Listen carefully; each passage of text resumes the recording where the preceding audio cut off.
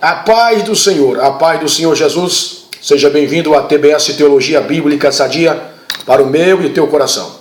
Graças a Deus, Deus nos deu esta rica oportunidade de podermos estarmos novamente com vós outros para respondermos mais uma pergunta. Me perguntaram.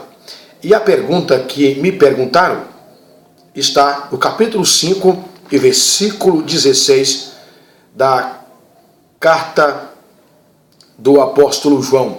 Primeira carta do apóstolo João, no capítulo 5, versículo 16. E a pergunta que me perguntaram foi essa: o que é pecado para a morte e o que não é pecado para a morte? O que caracteriza pecado para a morte?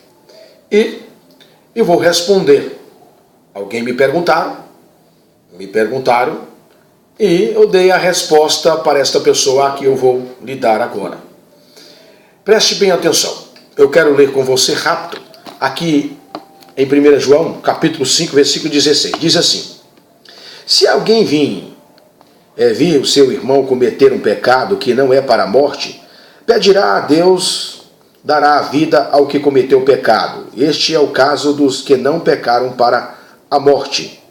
Há pecado para a morte, e por esse digo que não ore. Vou ler novamente. Se alguém vir seu irmão cometer um pecado que não é para a morte, pedirá e Deus dará vida ao que comete pecado, ou ao que cometeu pecado. Este é o caso dos que não pecaram para a morte. Há pecado para a morte, e por esse não digo que ore. Queridos, preste bem atenção. Todo pecado, no sentido geral, ele gera morte. Ele causa morte. O pecado, ele não causa vida, não causa alegria, ele não traz paz, ele não traz reconciliação. O pecado, ele é maléfico, ele é maligno, ele é diabólico. O pecado, infelizmente, ele está em nosso espírito e nossa alma. O pecado adâmico de nossos primeiros pais. Portanto, precisamos da ajuda do Espírito Santo para lidarmos com a nossa velha natureza, que é contra o Espírito, contra Deus, contra o céu, contra a salvação, contra a santidade, contra tudo aquilo que não louva ao Senhor Deus. Portanto, meus queridos, agora, João está falando da prática do pecado, de pecados menos graves e pecados mais graves. É evidente que todo pecado é grave, mas as consequências do pecado não é a mesma. Veja, o que é pecado que não é para a morte? Vamos trabalhar por essa premissa, por esse ângulo. Você está andando na rua e dá uma tropeçada. E aí você fala um palavrão. Aí você se levanta e pede perdão para Deus. Senhor, me perdoa, tem misericórdia de mim. Deus vai lhe perdoar. Isso é um pecado que não é para a morte. Veja, alguém te provocou e você ficou irado e ficou magoado temporariamente. É claro que você pecou, ficou magoado, ficou revoltado, não houve um consenso, e ali é um pecado. Mas não é um pecado para a morte. Não é um pecado para a morte. Você pede perdão por irmão, ou vocês se reconciliaram ali no momento ou depois, não teve mágoa no coração. Isso não caracteriza um pecado para a morte. Então tem muitos outros exemplos que mostram que existe pecados que não é para a morte. As consequências desses pecados que não é para a morte são pequenas, são mínimas.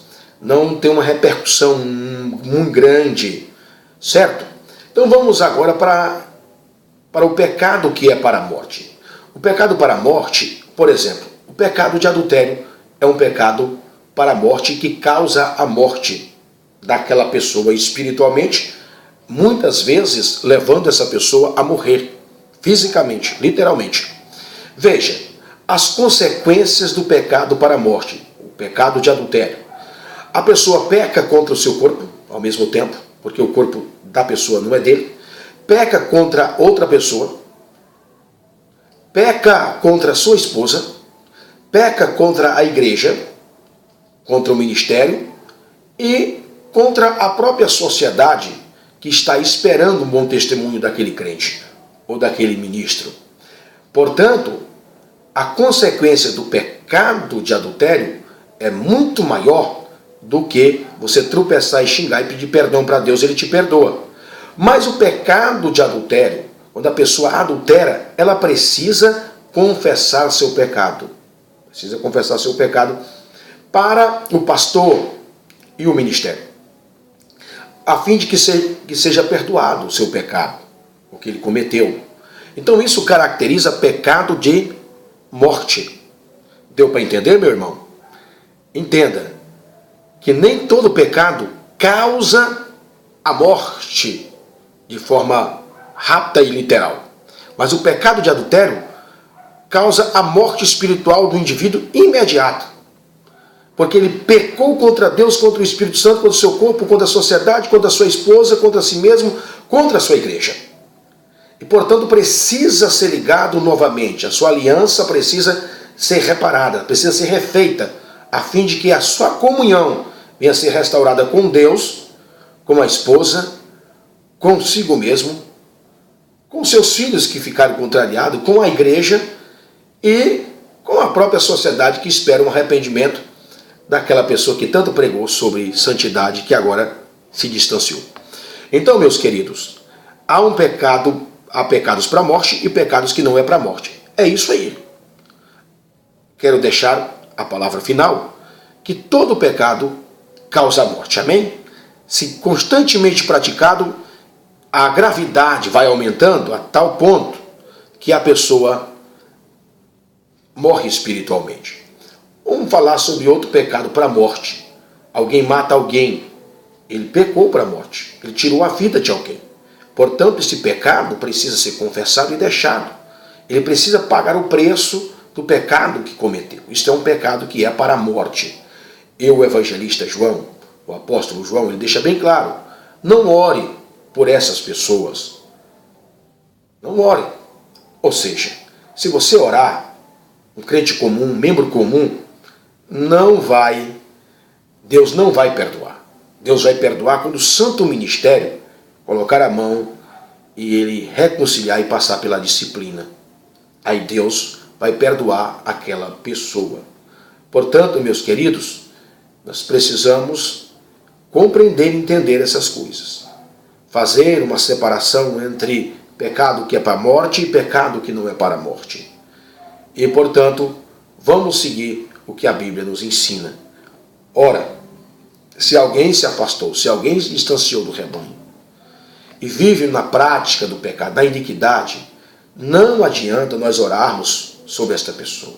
Não adianta a gente ficar orando sobre a cabeça dessa pessoa, porque essa pessoa deliberadamente, voluntariamente, resolveu não deixar o pecado. E, portanto, nós não podemos invocar o nome de Jesus sobre esta pessoa, porque estaremos perdendo o nosso tempo e pecando contra o nosso Deus, profanando o seu santo nome ao impor a mão sobre essas vidas.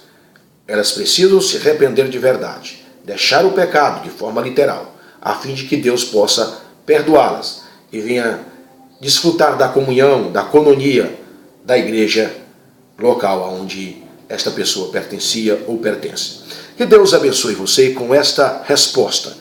Com mais esta resposta, me perguntaram, e a resposta da TBS com o seu amigo e pastor Carlos Ribeiro. Que Deus te abençoe, em nome de Jesus.